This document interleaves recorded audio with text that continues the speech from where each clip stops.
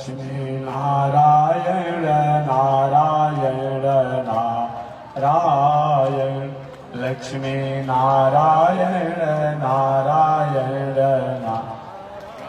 आग लगी आकाश में बरसन लगे अंगारो आग लगी आकाश में बरसन लगे अंगार संत नहीं होते जग में तो जल मरता संसार हो संत नहीं होते जग में तो जल मरता संसार श्रीमन नारायण नारायण नारायण श्रीमन नारायण नारायण नारायण लक्ष्मी नारायण नारायण नारायण लक्ष्मी नारायण नारायण नारायण तनी देखी रे भोनाथ जी हमारी ओरिया तनी अब खड़ा के बैठ जाइए कल बड़े दुरुस्त लग जाएगा व्यवस्था करने वाले तो सही में खड़ा हो गया अपने बैठी जाके उधर साइड में अपने यहाँ पुरुष बैठे हैं ये अरे औरत ने के बैठ उधर जाके बैठी है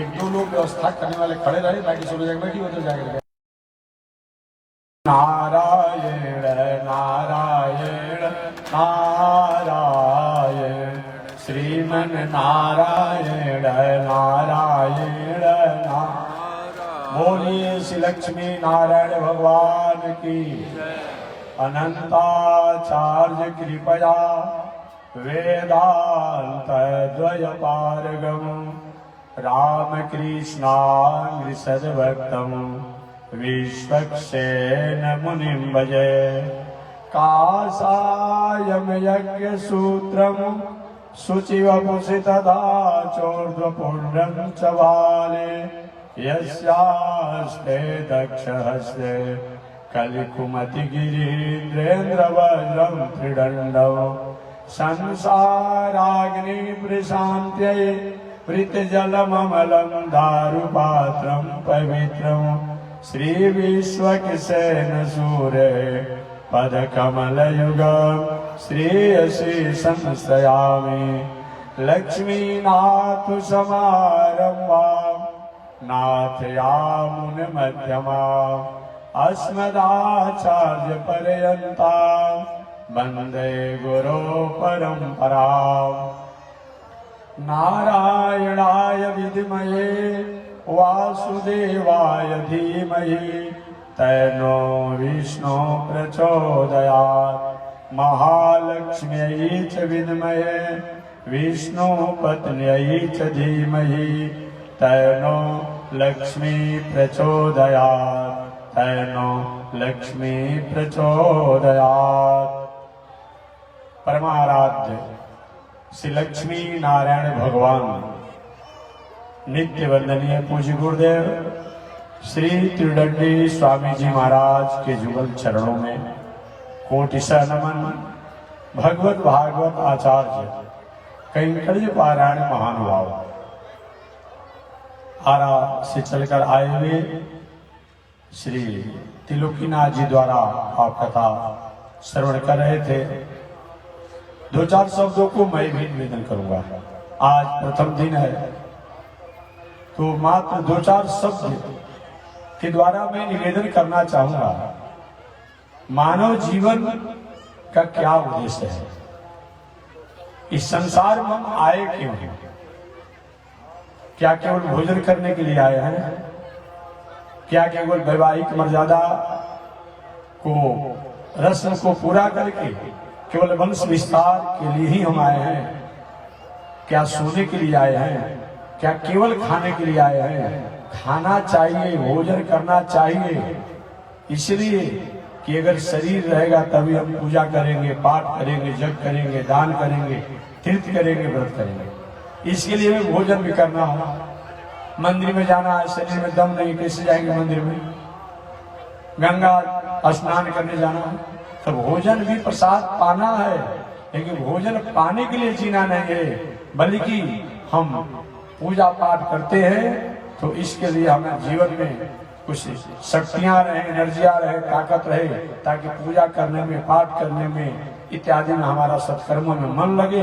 इसलिए भोजन करना है। सोना भी है, संतानोत्पत्ति इसीलिए करना है विवाह करके कि हम कहीं अच्छे कर्मों को, पूजा पाठ धर्म कर्म में जा रहे हैं तो हमारा मन, दिल, दिमाग, बुद्धि कहीं चंचल न हो, इसके लिए गृहस्थ आश्रम में जरूरी है।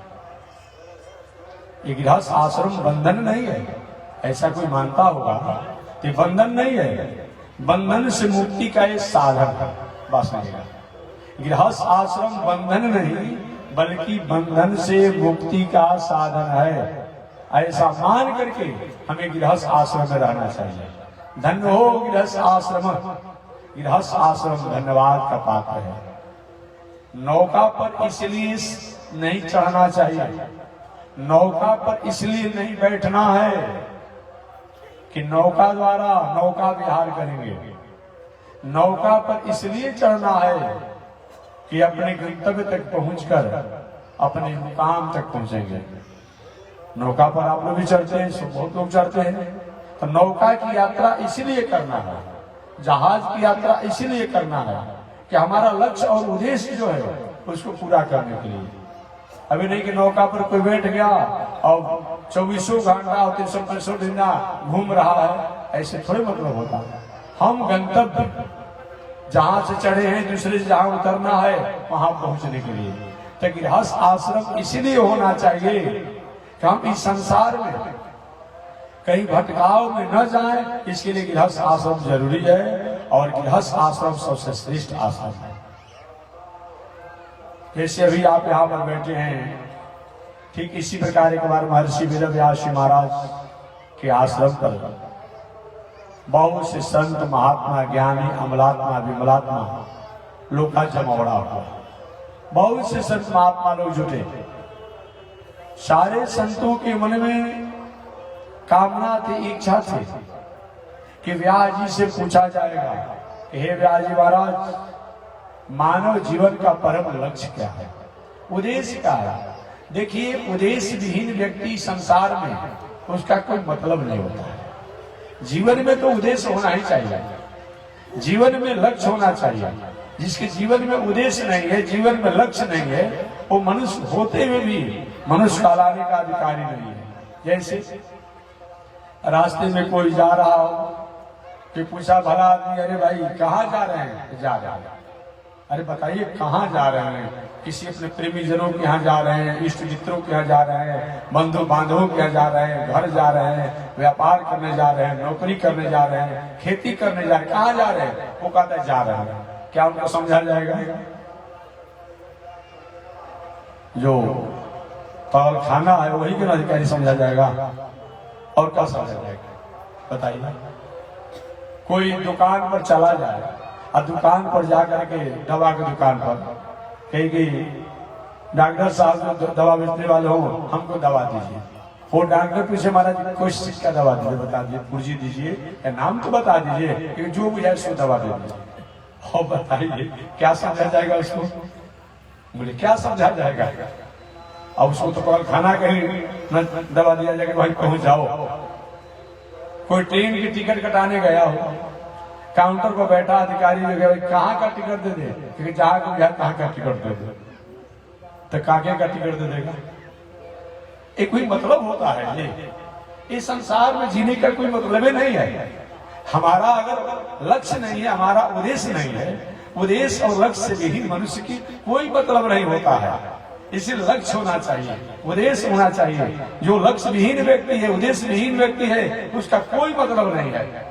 आहार निद्रा भय मैथुनम च समान में पशुभे नराणाम धर्मो ही एको अधिको विशेष। आहार निद्रा भय मैथुनम च, केवल भोजन करना हमारी पहचान नहीं है कि हम भोजन कर लें। अगर भोजन करने के लिए ही केवल ये संसार में हमें भेजा गया होता तो हाथी से हम कम ही भोजन करते हैं। हाथी ही बना दिया गया होता, दिन भर भोजन करते रहो। हाथी को भी आपने देखा होगा, दिन भर उसको चारा डालते रहे, खाते रहता है, उठाकर खाते रहता है, खाते रहता है। इसलिए केवल भोजन करने के लिए संसार में नहीं आए। भोजन करने के लिए केवल आते, खाने के लिए आते। अगर केवल खाने के लिए आते तो जो बुझाए सो खा लीजिए, उल्टा सीधा कूड़ा करकट सब खा जाते हैं। नाराज नहीं होना चाहिए आपको। अच्छा लगा तो हमारी बातों को सुनेगा, और नहीं अच्छा लगा तो हमारी बातों को हमारे पास वापस दे दीजिएगा। अरे कोई आपको तो मैं किसी गमछी में या बैग में बांध कर दे नहीं रहा हूँ, सुना रहा हूँ, तो अगर सुनने में अच्छा लगा तो ठीक है, और नहीं लगा तो हमारा बात हमारे घर छोड़ दीजिएगा। मैं आपसे निवेदन करना चाहता हूँ, केवल अगर जो बुझाए वही खा लीजिए। आज यही हो गया, खाओ पियो मौज करो, जो बुझाए वही खा लेंगे हम, इसी के लिए हम हैं। आपने देखा है भागवत में लिखा हुआ है, एक ग्रामीण सुअर जो है हम लोग को देख करके कभी कभी रोता है, तरसता है, भूखता है, बोलता है कि विधाता ने तो हमको बनाया था गांव गांव के गंदगी को साफ करने के लिए, लेकिन हमारा आहार अभी लोग ले रहे हैं, हम कहां जाए। कोई मतलब होता है? सारा पका गाला मारा मरा हुआ जिंदा सब खा जाता है, ये कोई मतलब होता है? आहार निद्रा भय मैथुनम च, आहार निद्रा केवल भोजन करना हमारी पहचान नहीं है, और जो बुझाए वही खा ले हमारी पहचान नहीं है। हमेशा मैं निवेदन करता हूँ, जहाँ लाश को जलाया जाता है उसको शमशान कहा जाता है, और जहाँ लाश को गाड़ा जाता है उसको कब्रिस्तान कहा जाता है। शमशान पर जाने व कब्रिस्तान में जाएं, हम कहते हैं कब्रिस्तान में गए हैं, शमशान में गए हैं। कुछ लोग कहे कि शमशान पर जाने से पहले स्नान करते हैं, पवित्र होकर जाते हैं, और कुछ लोग वहां से लौट कर आते हैं तो स्नान करते हैं। वहां जाने के बाद हम अशुद्ध हो गए, लाश कहीं जलता है तो धुआं लग गया तो हम जल छिड़कते हैं, कपड़ा बदलते हैं। आज इस पेटे को कब्रिस्तान बना दिए है, शमशान बना दिए है, उसकी शुद्धि के कोई उपाय सोचे आपने? जो खाने वाला है उल्टा, वो पेट को ही कब्रिस्तान बना दिया, पेट को ही शमशान बना दिया। कच्चा पका उल्टा सीधा सब डाल जाते हैं। कहते महाराज जी हम नवरात्रों करते हैं, हम शिवरात्रों करते हैं। अरे रोज तुम शिवरात नवरात्रों से क्या हो जाएगा? बुरी आदत सुधार लो बस हो गया भजन, मन की तरंग मार लो बस हो गया भजन। हमारे जीवन की साधना क्या है, आराधना क्या है, पूजा क्या है? ठीक है, समय समय से हम मंदिर में जाकर के प्रणाम भी करेंगे, समय समय से जाकर गंगा इत्यादि पवित्र नदियों में स्नान भी करेंगे, तीर्थ भी करेंगे, पूजा भी करेंगे, पाठ भी करेंगे, दान भी करेंगे। लेकिन अगर हमारा जीवन में पवित्रता नहीं है, हमारा आहार ठीक नहीं है, हमारा व्यवहार ठीक नहीं है, हमारा संगत ठीक नहीं है, तो हमारे जीवन के सारे कार्यक्रम अधूरा है। इसलिए बुरी आदत सुधार लो बस हो गया भजन, अब मन की तरंग मार लो बस हो गया भजन। हमें जग इसलिए करना है, हमें तीर्थ व्रत इसलिए करना है, हम मंदिर में इसलिए जाना है हमें, और जग जगादि की परिक्रमा इसलिए करना है, व्रत इसलिए करना है कि जीवन में कोई गलत आचरण हो उनका हम त्याग करते हैं, और आगे हमारे जीवन में कोई गलत कर्म नहीं होंगे। इसके लिए तो हमें अच्छे कर्म करना चाहिए। अच्छे कर्म करने का मतलब ये नहीं होता है कि हम अच्छे कर्म भी करते रहें अब बुरा कर्म छूटे नहीं। वो अच्छे कर्म का क्या मतलब होता है? अच्छे कर्म का कोई मतलब नहीं होता है। अच्छे कर्म का मतलब कि बुरा कर्म अगर पहले से हो रहा हो, अब हमारे द्वारा नहीं होगा, ये विचार करके तो हमें अच्छे कर्मों को करना चाहिए।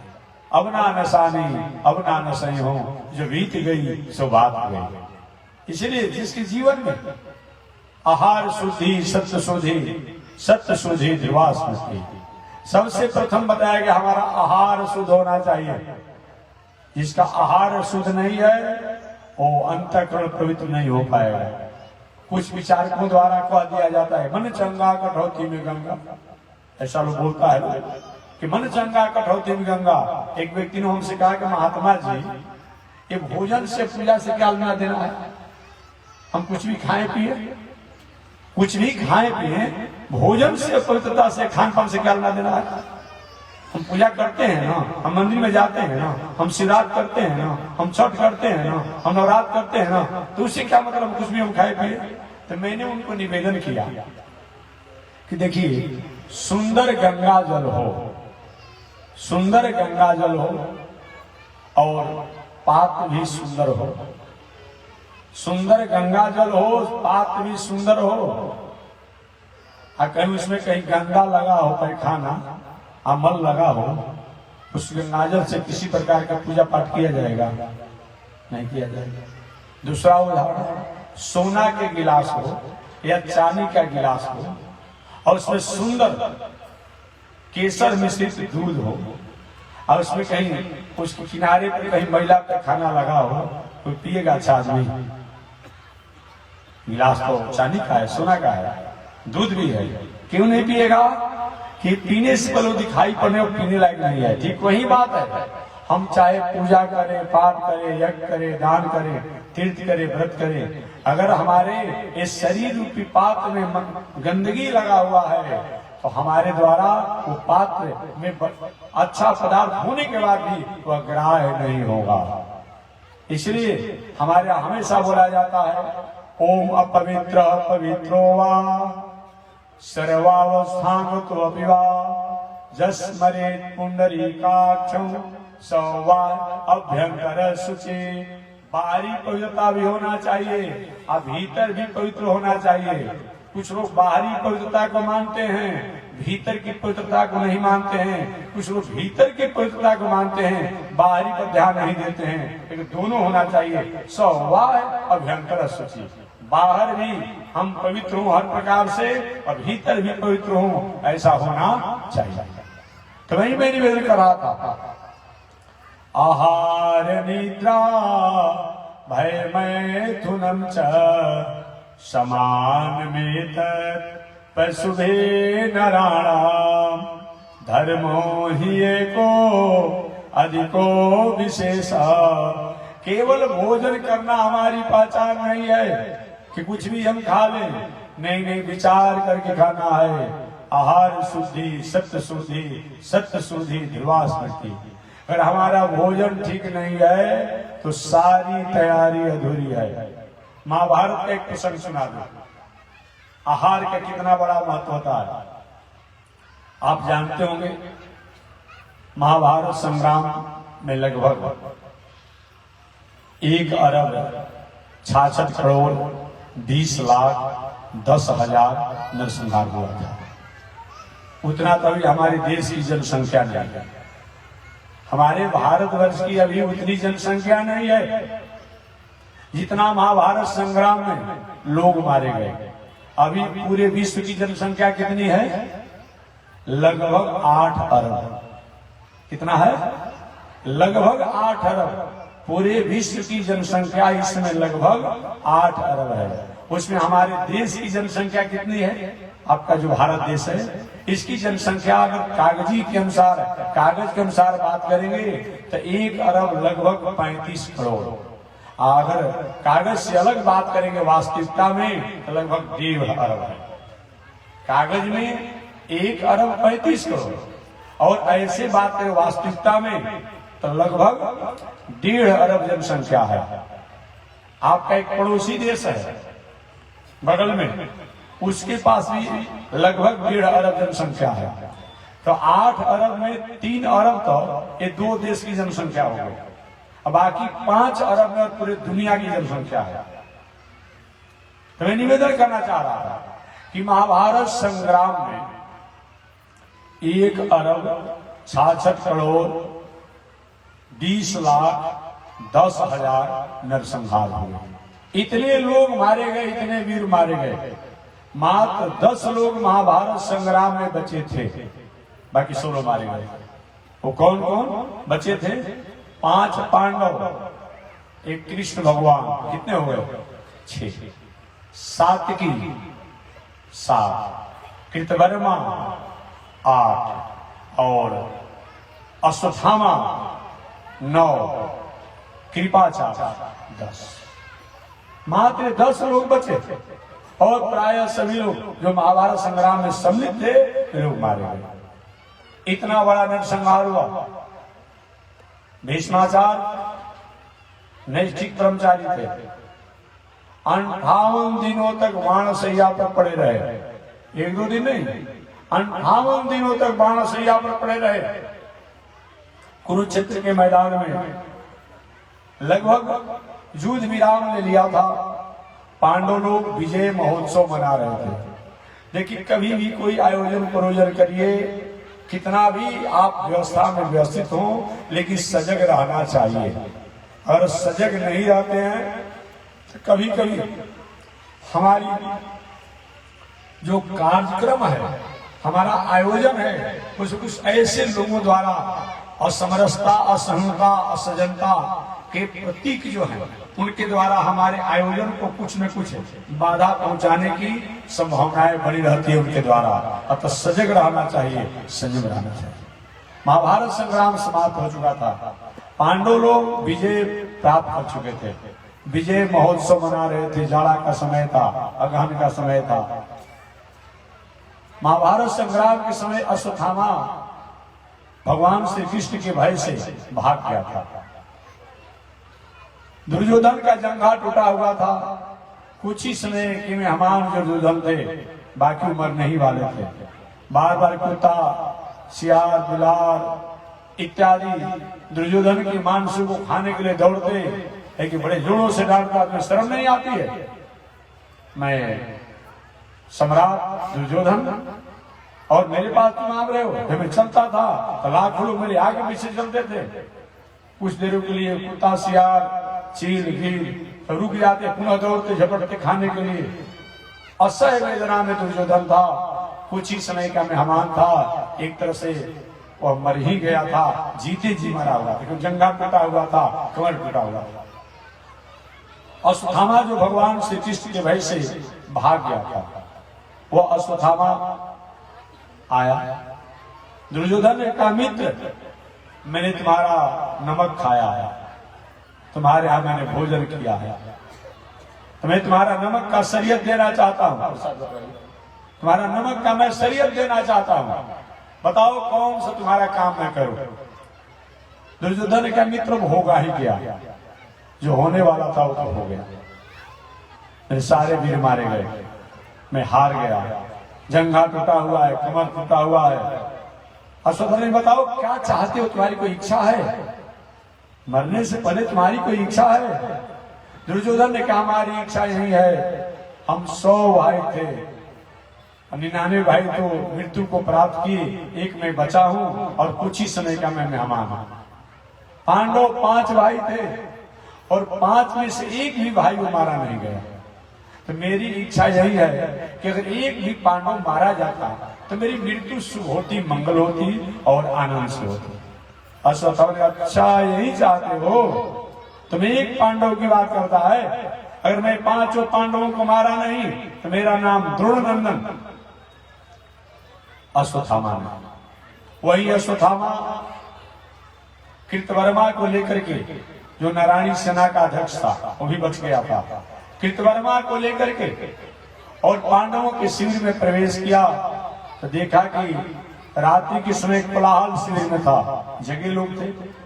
अश्वत्थामा कृतवर्मा के साथ वहां से लौट गया और जाकर के एक बट वृक्ष के नीचे बैठ गया। बैठा ही था, कृतवर्मा तो सो गया। अश्वत्थामा ने एक घटना देखा कि गीद, उल्लू जो है वो कौए की घोंसला में प्रवेश करके और कौए के बच्चों को और कौओं को अपने चरण और चोंचों से मार करके नीचे घायल कर गिरा दे रहा है।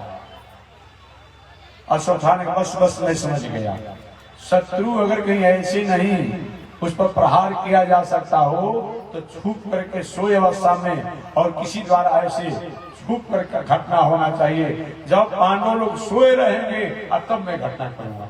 अब देखिए, सातिर दिमाग का व्यक्ति जो होता है ना, वो छोटे छोटे चीजों से भी अपने को बहुत मान लेता है, ज्ञान प्राप्त करता है। देखेंगे, आपने कहीं आज समाज का नाम सुना होगा, बहुत लोग तो नास्तिक हो भी गए हैं और बहुत लोग अपना माता का, पिता का 1.5 दिन पर श्राद्ध कर रहा था। कुछ तो 3 दिन पकड़ रहा है। अरे नहीं करो तो क्या बिगड़ने वाला है बताइए? ये कोई मतलब होता है?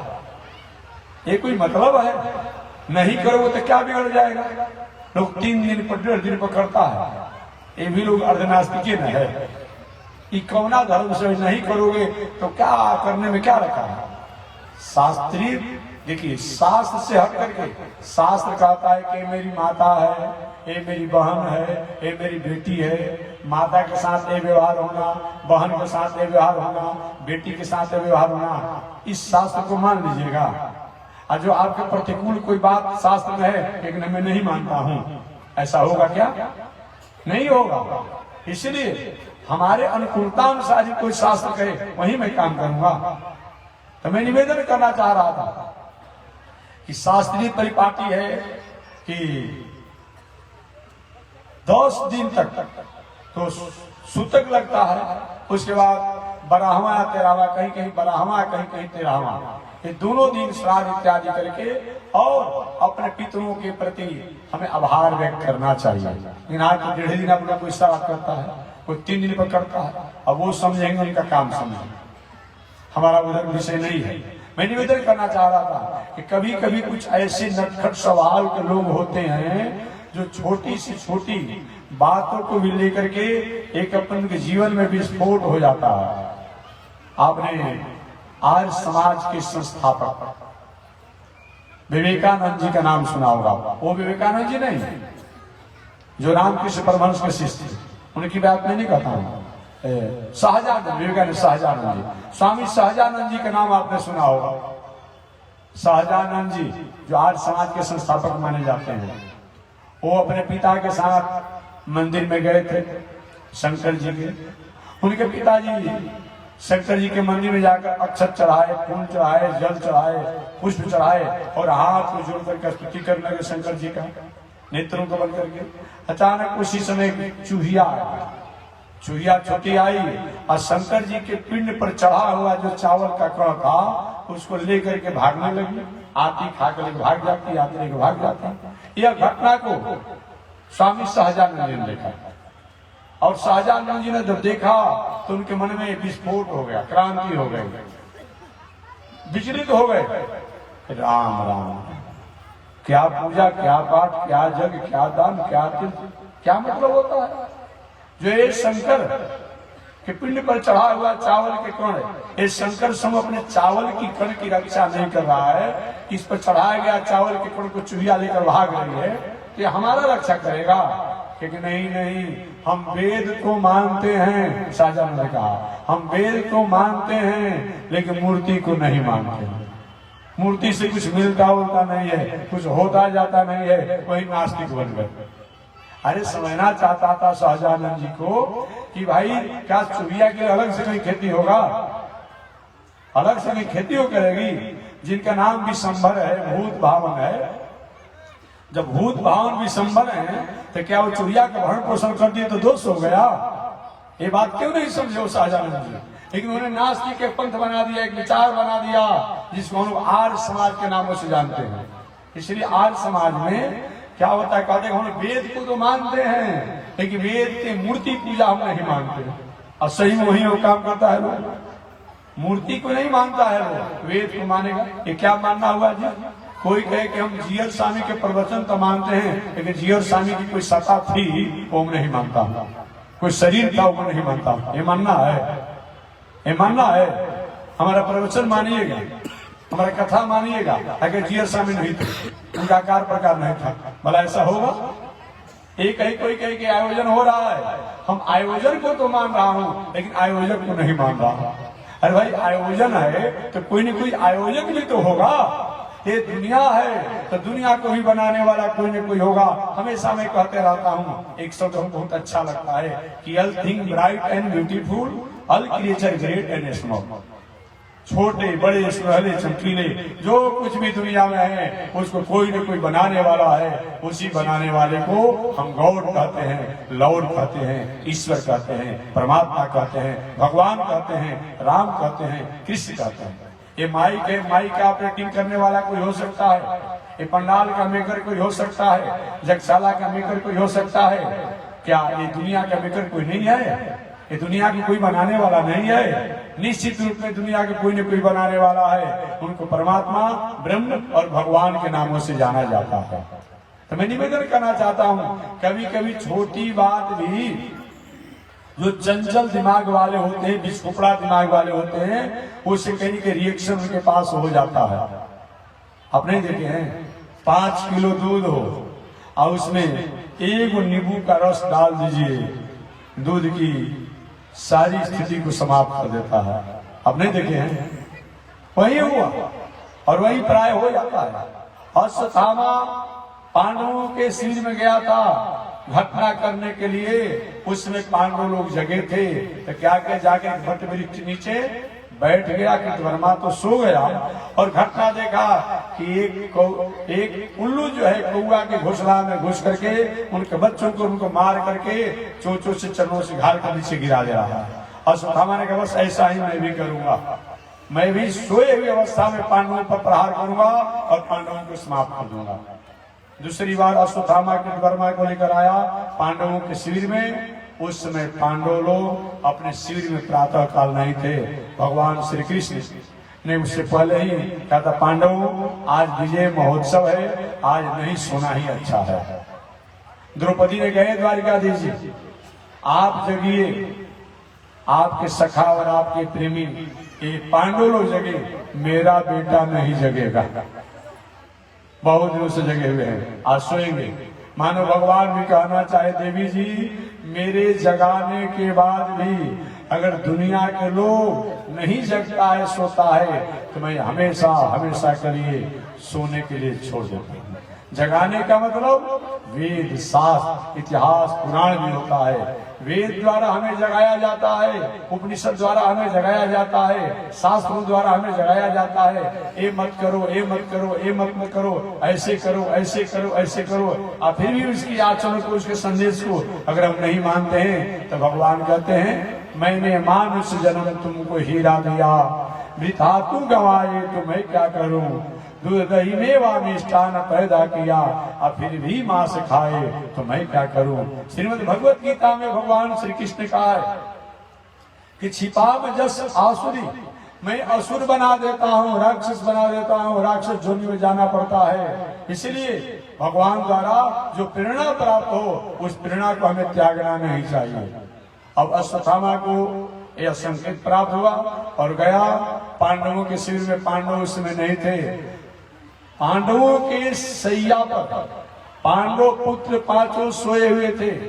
अश्वत्थामा ने रात्रि के समय में पांडवों के पुत्रों को पांडव समझ करके 5 के सिर काट दिया और सिर काट करके लेकर चला गया वहां जहां दुर्योधन का जंघा टूटा हुआ था, कमर टूटा हुआ था, एक सरोवर के किनारे गिरा पड़ा हुआ था, अपने मृत्यु को प्रतीक्षा कर रहा था। वहीं पर अश्वत्थामा गया, मित्र तुमने एक पांडवों की बात कहा, मैं 5 पांडवों को मार डाला, अब तुम्हारा तो मृत्यु मंगलमय हो जाएगा। मित्र बहुत प्रसन्नता की बात है, बहुत प्रसन्नता की बात है, लेकिन मैं और को तो माफ कर सकता हूं, परंतु जिस भीम ने मार करके मेरे कमर को और मेरे जंघे को तोड़ा है उससे मैं बदला लेकर के तब मरूंगा। और कहा लाओ पांडवों का सिर लाओ, आज मैं बदला लूंगा। वो तो भीम का सिर था नहीं, भीम के पुत्र का सिर था, लेकिन उसको समझ में आया कि क्या है भीम का ही सिर है। और जब ही लेकर के जैसे पका हुआ टमाटर को आप दांतों को कटकटाते हुए और हाथों से दबाना चाहेंगे, वो मसल करके मसल जाएगा। वही हुआ, ये भीम का सिर नहीं बल्कि उसके पुत्र का सिर था, लेकिन भीम जैसा प्रतीत होता था वो मसल गया। यह देख करके हैरान हो गया दुर्योधन, अरे ऐसे तो पांडव लोग हो नहीं सकते हैं। गौर से ध्यान से जब देखा तो नहीं नहीं ये तो पांडव नहीं, ये तो भीम नहीं बल्कि ये भीम का पुत्र है। अब दुर्योधन होने लगा, अरे अश्वत्थामा ये क्या किया, मेरा वैर पांडवों से था, पांडव पुत्रों से नहीं था, क्योंकि हैं तो मेरे ही कुल खानदान के, मेरे ही ताऊ जी के तो वंशज हैं। और मेरे कुल खानदान में कोई जलांजलि देने वाला भी अब तक कोई नहीं बचा, उसमें परीक्षित जी का जन्म नहीं हुआ था। कोई मेरे कुल खानदान में जलांजलि देने वाला नहीं बचा। हाय हाय, ये क्या तुमने किया, बहुत बड़ा अनर्थ हो गया। दुर्योधन को ऐसा वरदान था कि एक समय में हर्ष और शोक ये दोनों जब घटना सुनेगा, हर्ष के भी समाचार और शोक के भी समाचार सुनेगा, तो दुर्योधन की मृत्यु हो जाएगी।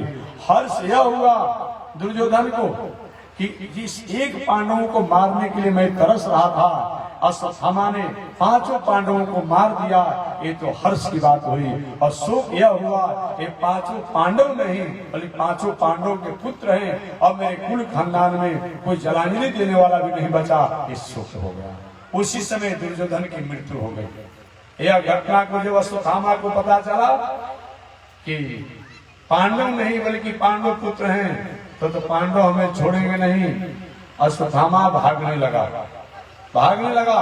इधर प्रातः काल शिविर में जब पांडव लोग आए और द्रौपदी करुण क्रंदन कर रही थी, मेरे सोए हुए पुत्रों ने क्या बिगाड़ा था। ऐसे भी शास्त्र का नियम है, कोई व्यक्ति सोया हो, पागल हो, कोई व्यक्ति रोगी हो, वृद्ध हो, बालक हो, स्त्री हो, विद्वान हो, सन्यासी हो, वैद्य हो, मंत्री हो, वह राजा हो, वह वध का योग नहीं है। कौन ऐसा दुस्साहस किया, हाय हाय करने लगा। हाय हाय द्रौपदी द्वारा जब हुआ, कौन ऐसा दुस्साहस किया। पांडव लोग आए कि देवी तुम्हारे पुत्र का हत्यारा कहीं पर भी छुपा होगा, हम लोग छोड़ेंगे नहीं। वहीं पग चीज का अनुसंधान करते हुए आज भी देखिए, मनुष्य पर हम लोग को उतना विश्वास नहीं है जितना आज हम लोग को जड़ पर और पशु पंछियों पर विश्वास है। क्या देखिए, कैसा बदल गया संसार, कैसा बदल गया संसार। मनुष्य जीवन में धर्म भी होगा, कर्म भी होगा, लेकिन मनुष्य जीवन में शर्म नहीं रहेगा। कैसा बदल गया संसार, कैसा बदल गया संसार। आज हमारे पास शर्म का अभाव हो गया है, आज हमारे पास नैतिकता का अभाव हो गया है। बाकी तो हम सब कुछ कर रहे हैं, हमसे पशु पंछी अच्छे हैं। मृगा से कहिए कि चलो मांस खाओ, खाएगा। दुबाहारी है, शाकाहारी है। बाघ से कहिए कि चलिए घास खाइए, खाएगा नहीं, खाएगा, मांसाहारी है। लेकिन हम लोग कौन है, सर्वाहारी है। महाराज जी शिवरात है, एक दिन पहले से हम फास्ट रहते हैं। शिवरात से एक दिन पहले फास्ट, शिवरात में क्या फास्ट, शिवरात के दिन बाद तक फास्ट। और महाराज अब रहा नहीं जाता, अब बर्दाश्त नहीं हो रहा है। चौथा दिन सही पुरानी आदत। एक कौन सा व्रत है भाई, एक काहे का व्रत है? इस व्रत से क्या होने वाला है? आप तो वही काम कर रहे हैं जैसे कि हाथी को मलमल करके महाउत स्नान कराता है। हाथी का महाउत मलमल करके स्नान कराता है, और हाथी जब ही बाहर जाए तो अपने सूंड में धूल लेकर पूरे शरीर को फेंक लेता है। वही तो काम आप करते हैं। छठ के अवसर पर देखते हैं कि एकदम मालूम पड़ता है कि पियर पियर कपड़ा पहन करके स्त्री पुरुष देवलोक से आए हैं, देवता देवी बन करके। जो दिन भर में 3 हरी मछली खाने वाला होता है, और भी अगर छठ करता है तो नहीं, छठ करना नहीं खाएंगे। आज ये भी छठ बीत गया और बर्दाश्त नहीं हो रहा है, ये कोई मतलब होता है? तो हम यही कहना चाहते हैं, कम से कम शिवरात करने वाले, छठ करने वाले, नवरात्र करने वाले और जो व्रत करते हैं अपने को, उनको तो छोड़ देना चाहिए। बाद में लोगों को छुड़ाने का प्रयास किया जाएगा, लेकिन जो व्रत करने वाला हो भी, नहीं करने वाला हो भी, दोनों जाकर कोई मिलकर ठीक ठाक हो जाता है। ये कोई मतलब होता है? नहीं। इस पर विचार कीजिए आप। देखिए, अधार्मिक व्यक्ति तो अधार्मिक व्यक्ति है, पापी व्यक्ति तो पापी व्यक्ति है। उसका तो अपना भाई पासपोर्ट सर्टिफिकेट बना हुआ है अधार्मिक का, लेकिन धार्मिक व्यक्ति अगर अधर्म करता है तो थोड़ा सा असहज हो जाना पड़ता है। आज यही हो गया है। हम व्रत भी करने वाले हैं, मंदिर में भी जाएंगे, छठ करेंगे, नवरात्र करेंगे, शिवरात करेंगे, सब करेंगे, लेकिन जीवन में किसी प्रकार की हमारी खामियां हो, दोष हो, बुराइयां हो, त्रुटियां हो, उसको त्याग नहीं हो पा रही है। एक कोई व्रत करने का और कोई करने का बहुत बड़ा मतलब नहीं होता है। ये तो उसी तरह से है जैसे कि किसी एक घोड़े या गधे पर चाहे गांव का कूड़ा करकट गंदा लाद दीजिए या उस पर चंदन का लकड़ी लाद दीजिए, वो मानता है कि बस हमारे पर लादा हुआ है। कोई मतलब नहीं है, इसलिए बुरी आदत सुधार लो, बस हो गया भजन, और मन की तरंग मार लो, बस हो गया भजन। मैं निवेदन करना चाह रहा था कि हमारे यहाँ पशु पंछियों पर विश्वास है, लेकिन मनुष्य पर विश्वास नहीं है। याद रखिए, आप दूध है, अब दूध को बताने वाला कितना इसमें फैट है, कितना पानी है, कितना दूध है, मशीन बता दी, हमको विश्वास हो जा रहा है। हमको आपको बुखार लगा हुआ है, बीपी है, शुगर है, अमुक है, ये जड़ जो बताता है, इस पर विश्वास हो गया है जी। और नहीं, अनाज हो, अनाज में मशीन लगा दीजिए, अब बताए कितना नमी है, कितना कूड़ा करकट है, विश्वास हो गया। अगर कहीं अविश्वास का कोई पात्र हो गया है, आज मानव हो गया, मानव हो गया है, बाकी सब पर हमको विश्वास है। देखिए, जे भी अश्वत्थामा जब गए तब पक्का चिन्ह का अनुसंधान करके पांडव लोग गए, और जाते जाते उनको पकड़ लिया गया। पकड़े जाने के बाद जैसे बलि के पशु को बांधा जाता है, वैसे बांध कर रथ पर पटक दिया गया, रख दिया गया, और हो रहा था कि मार दिया जाए कि छोड़ दिया जाए, मार दिया जाए कि छोड़ दिया जाए। भगवान ने कहा देखो भैया, तुम कुछ समझ लो अपने अनुसार। भीम दादा कि अभी मैं मार दूंगा, अब छोड़ना नहीं है। इधर अर्जुन कहे देखो, मैंने द्रौपदी से कहा था कि तुम्हारे सामने तुम्हारे पुत्र के हत्यारा को मैं दंड दूंगा, उसका क्या होगा। भैया भीम दादा तो ठीक है भैया देख लो। वहीं पकड़ करके अश्वत्थामा को लाया गया। द्रौपदी कुछ दूरी पर ही थी, और अश्वत्थामा बलि के पशु जैसा बांधा हुआ था। धन्य है द्रौपदी, नारी हो तो द्रौपदी जैसा हो। आज हम कहते महाराज, हमारे यहाँ जैसे देवताओं को नाम लिया जाता है, जैसे संतों को नाम लिया जाता है, जैसे उसी प्रकार जैसे देवियों को नाम लिया जाता है, उसी प्रकार हमारे यहाँ नारियों का भी नाम लिया जाता है। 5 नारियों का जहाँ नाम लेने को बताया गया है, उसमें 1 नंबर में अहल्या, द्रौपदी, तारा, कुंती, मंदोदरी। द्रौपदी का भी नाम आता है। द्रौपदी में कौन सा गुण था भाई जिस कारण का नाम लिया गया। 5 पुत्र उसके सामने हत्या हो गए हैं, और द्रौपदी ने जब ही देखा कि द्रोणाचार्य के पुत्र अश्वत्थामा जो हैं वो बलि के पशु के समान बंधे हुए हैं, और पांडव लोग मारना चाहते हैं। द्रौपदी कहती है, हे पांडवों, हे अर्जुन, हे भीम, हे पांडव लोग, मुच्यताम, मुच्यताम, छोड़ दीजिए, छोड़ दीजिए। नितराम गुरु, एक गुरु का पुत्र है, अगर इनको मारने से मेरा पुत्र जिंदा हो जाता हो तब तो आप मार दीजिए, लेकिन इनको मारने के बाद भी अगर मेरा पुत्र लौट करके नहीं आता है तो मार करके मृत्यु दंड देकर क्या करेंगे। इसलिए जैसे मैं अपने पुत्र के वियोग में रो रही हूँ, उसी प्रकार इसकी माता कृपी जो है अपने पुत्र के वियोग में रोएगी। अतः मुच्यताम, मुच्यताम, छोड़ दीजिए, छोड़ दीजिए। भीम के सुन लिया ना अर्जुन, मैंने कहा था कोई भी ऐसा अपराधी हो, राष्ट्रद्रोही हो, देशद्रोही हो, धर्मद्रोही हो, समाजद्रोही हो, संस्कृति द्रोही हो, उसको बहुत मौका मत दीजिए, तो उसके भी कुछ पक्षधर हो जाएगा। उसके साथ उचित से उचित और कड़ा से कड़ा कार्रवाई और दंड होना चाहिए। अब द्रौपदी कहती है छोड़ने के लिए, धर्मराज युधिष्ठिर ने कहा, ए अर्जुन, हे भीम, अब जो होने वाला सब हो गया, छोड़ दो। नकुल सहदेव कहते हैं, हे अर्जुन, हे भीम भैया, हमारे राजा धर्मराज युधिष्ठिर जो कहते हैं द्रौपदी की जो भावना जो है उसका आदर कीजिए, हम इसका अनुमोदन करते हैं। 4 लोग एक पक्ष में हो गए, युधिष्ठिर, द्रौपदी, नकुल, सहदेव। इधर भीम कहते मैं तो छोड़ नहीं पाऊंगा, मैं तो निश्चित रूप से मारूंगा। अर्जुन कहते भीम आप भी छोड़ देंगे, लेकिन मैंने प्रतिज्ञा किया है मैं इनको छोड़ूंगा नहीं। अब अपने परिवार में 2 भाग हो गया, 2 लोग एक तरफ हो गए, भीम और अर्जुन, और 4 लोग एक तरफ हो गए। भगवान प्रदेश कम कर बाबू, गला पड़ रहा है। टेबल उठाओ, टेबल पर ख्याल से उठाओ। नारायण, टेबल उठाओ। भगवान श्री कृष्ण द्वारिकाधीश बगल में थे। भीम दादा ने कहा, न्यायाधीश जी द्वारिकाधीश जी क्या करना चाहिए? भगवान ने कहा कि मार भी दीजिए और छोड़ भी दीजिए। कम करो ना, गला पड़ रहा है, सुनते नहीं हो। मार भी दो और छोड़ भी दो। तो महाराज ये कौन सा न्याय है? भीम दादा ने कहा आप जैसे दो चार न्यायाधीश हो तो देश और दुनिया चौपट हो जाएगी। ये कोई मतलब होता है? ये कौन सा न्याय है? आप कहते मार भी दो और छोड़ भी दो। भगवान ने कहे हमसे मुंह मत लगो, मेरा चेला है अर्जुन, वो हमारी बात को समझ गया होगा, आपको हम सभी नहीं बोलना। ठीक है महाराज, मान। आगे अर्जुन ने पूछा क्या करना चाहिए प्रभु? भगवान द्वारिकाधीश ने कहा अर्जुन, चाहे कोई भी आतंकवादी हो,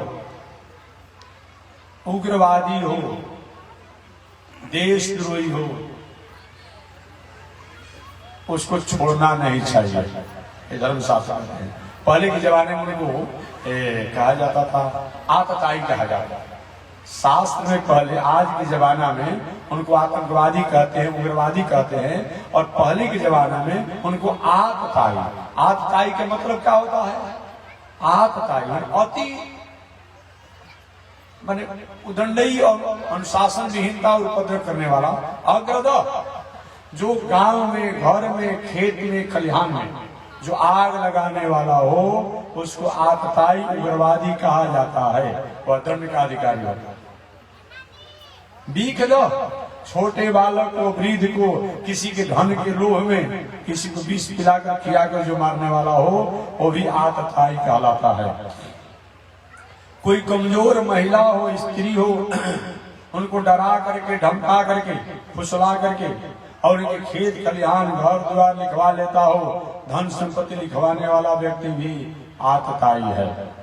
कोई कमजोर आदमी हो और उनको डरवा धमका करके, प्रलोभन दे करके, बेईमानी करके उनको जो लेता है वह भी आतताई है। आगे जो राष्ट्रद्रोही हो, देशद्रोही हो, धर्मद्रोही हो, समाजद्रोही हो, कोई मंदिर की संपत्ति को हरण कर रहा हो, वहां चाहे कितना भी आपका जो भी बल हो वो लगा करके उसकी रक्षा करना चाहिए। कोई गाय की रक्षा करना हो, नारी की रक्षा करना हो, ज्ञानी की, विद्वान की रक्षा करना हो, मंदिर की रक्षा करना हो, ऐसे के लिए चाहे कुछ भी हो लेकिन उसका रक्षा करना ये वेद उपनिषद के स्वाध्याय से एक कम नहीं बताया गया है। इसलिए जीवन में और इसका जो दमन करने वाला हो, शोषण करने वाला हो, वो व्यक्ति को छोड़ना नहीं चाहिए। भगवान श्री कृष्ण ने कहा ब्रह्म बंधुर न हंतव्य आतताई बधारण। ब्राह्मण, बंधु, गोत्र, कुल, खानदान, परिवार इत्यादि की हत्या नहीं करना चाहिए, इत्यादि की हत्या नहीं करना चाहिए। लेकिन ब्राह्मण होकर के भी अगर कहीं राष्ट्रद्रोही, समाजद्रोही, धर्मद्रोही, देशद्रोही हो या जो मैंने बताया ऐसा करता हो वो अभी दंड का अधिकारी है। बंधु, अपना बंधु जो है ये भी दंड का अधिकारी नहीं है, लेकिन उनके द्वारा भी अगर ये काम होता हो वो दंड के अधिकारी है। ब्रह्म बंधुर न हंतव्य, ये हत्या के योग नहीं है, दंड के योग नहीं है, परंतु आतताई बधा रहो। अगर आतताई हो गए हो तो उनका दंड होना ही चाहिए, वध होना ही चाहिए। तो गुरु पुत्र हैं अश्वत्थामा, इनका दंड नहीं होना चाहिए, वध नहीं होना चाहिए। लेकिन छोटे छोटे बालकों को, सोए हुए बालकों को उन्होंने हत्या किया है, अतः आतताई है, इनको छोड़ना भी नहीं। समझ गए अर्जुन क्या करना चाहिए? अश्वत्थामा के पूरे सिर के बालों को मुड़वा करके और काला कारिक पोत करके, ऐसे भी आज भी पहले कुछ होते थे, कोई व्यक्ति गलती काम करता पूरे शरीर को मुड़वा करके, सिर के बालों को एक कपड़ा पहना करके और पूरे शरीर में उसको काला कारिक पोत करके, सफेद चूना का टीका लगा करके और गधा पर बैठा करके पीछे की तरफ मुंह करके उसको पूरे गांव नगर में घुमाया जाता था। ये भी शास्त्र से एक प्रकार का वध है। ये किसके लिए? सामाजिक व्यक्ति के लिए, लंगा व्यक्ति के लिए नहीं। आपने देखा हो गांव गांव में हिरोची जो होता है, किसी का थारी, किसी का लोटा, किसी का साड़ी, किसी का धोती, रोज चुराते रहता है, ताला तोड़ देता है, उसको रोज आप गधा में घुमा देखा, उससे बिगड़ने वाला है। उसके लिए नहीं है, जो प्रतिष्ठित व्यक्ति हो उसके लिए दंड बताया गया है कि संभावित चाकृतिर मरणागते रुच्यते। प्रतिष्ठित व्यक्ति जो है उसके लिए अगर ऐसा कर दिया जाता है वो मृत्यु दंड के समान ही बताया गया है। ये मृत्यु दंड नहीं है, कोई गलती उसके द्वारा हो गया, कल प्राणवध ही प्राणवध नहीं होता है, ऐसा कर देना भी ये प्राणवध कहलाता है। वही अश्वत्थामा के बालों को मुड़ करके और उसके मणि को निकाल करके पांडवों ने छोड़ दिया। अश्वत्थामा के बाद मेरे को अपमान किया गया, मैं पांडव वंश का नाश नहीं कर दिया तो मेरा नाम भी द्रोणानंदन नहीं। ब्रह्मास्त्र को छोड़ दिया, एक ब्रह्मास्त्र तो अभिमन्यु के पत्नी उत्तरा के गर्भ की तरफ और दूसरा उत्तरा के गर्भ की तरफ और तीसरा पांडवों की तरफ और एक बाण तो भगवान श्री कृष्ण को भी दाग दिया। और पांडव लोग कहते हे गोविंद आप बताइए, ये अश्वत्थामा का ब्रह्मास्त्र में जला डालेगा, मार डालेगा, मार डालेगा। इधर द्रौपदी कहती है हे गोविंद मेरी रक्षा करें, रक्षा करें, रक्षा करें, मैं भले ही मर जाऊं लेकिन मेरे गर्भ का बालक नहीं मरना चाहिए क्योंकि यही कुरुवंश का एक बीज बचा हुआ है। उस समय भगवान द्वारिकाधीश उत्तरा के गर्भ में सूक्ष्म रूप में प्रवेश कर गए, एक स्वरूप से बाहर दर्शन दे रहे हैं और कही बेटी हो बताओ क्या समाचार है, ठीक है, हाँ बाबा अभी कुछ ठीक है, अभी बताओ क्या है, हाँ बाबा अभी ठीक है, अभी बताओ क्या है, हाँ बाबा अभी ठीक है। इस प्रकार भगवान एक सूक्ष्म रूप बना करके अभिमन्यु की पत्नी उत्तरा के गर्भ में गए। जब राजा परीक्षित वो अपनी माता के गर्भ में थे, भगवान द्वारिकाधीश को देखकर बड़े प्रसन्न हुए। इसलिए राजा परीक्षित को सहोदर भी कहा जाता है, भगवान श्री कृष्ण का सहोदर कहा जाता है। सहोदर इसीलिए कहा जाता है कि जिस गर्भ में परीक्षित थे उसी गर्भ भगवान ने प्रवेश करके और परीक्षित का रक्षा किया। ये कभी कभी ऐसा होता है कि जिस गर्भ में भगवान हो और उस गर्भ में भक्त हो, जिस गर्भ में भक्त होते हैं भगवान नहीं होते हैं, और जिस गर्भ में भगवान होते हैं भक्त नहीं होते हैं। लेकिन धन्य है उत्तरा, और उत्तरा का गर्भ है जिस गर्भ में भगवान भी हैं और भक्त भी हैं। इसलिए राजा परीक्षित भगवान के सहोदर भी हैं, सहोदर है। ऐसे वो बालक अपने को रक्षित हुए। आगे पांडुरंग महाराज मेरी रक्षा करें, मैं मारा जाऊंगा उसके बाणों द्वारा, ब्रह्मास्त्र द्वारा। भगवान ने कहा अर्जुन तुम्हारे पास स्वयं ब्रह्मास्त्र है। अरे भाई आपने सरकार द्वारा लाइसेंस लिया है हथियार के लिए कि अपने धन का, जन का, घर की रक्षा करेंगे। अपराधी आपके घर पर आकर डकैती ढंग कर डाल रहा है, ताबड़तोड़ हथियारों को छोड़ रहा है, तो आप उसे भगाने के लिए, डरवाने के लिए हवाई भी तो प्रहार करेंगे ना। अब क्या लाइसेंस लेने से मतलब होता है? भगवान ने कह रहे तुम्हारे पास भी ब्रह्मास्त्र है, तुम छोड़ो, हमसे क्या कह रहे हो? अब अर्जुन वही ब्रह्मास्त्र छोड़े, अश्वत्थामा का ब्रह्मास्त्र और अर्जुन का ब्रह्मास्त्र दोनों टकराया और अश्वत्थामा का ब्रह्मास्त्र निस्तेज हो गया और निस्तेज हुआ तब शांति हुआ। इस प्रकार पांडव लोग उस अश्वत्थामा द्वारा रक्षित हुए।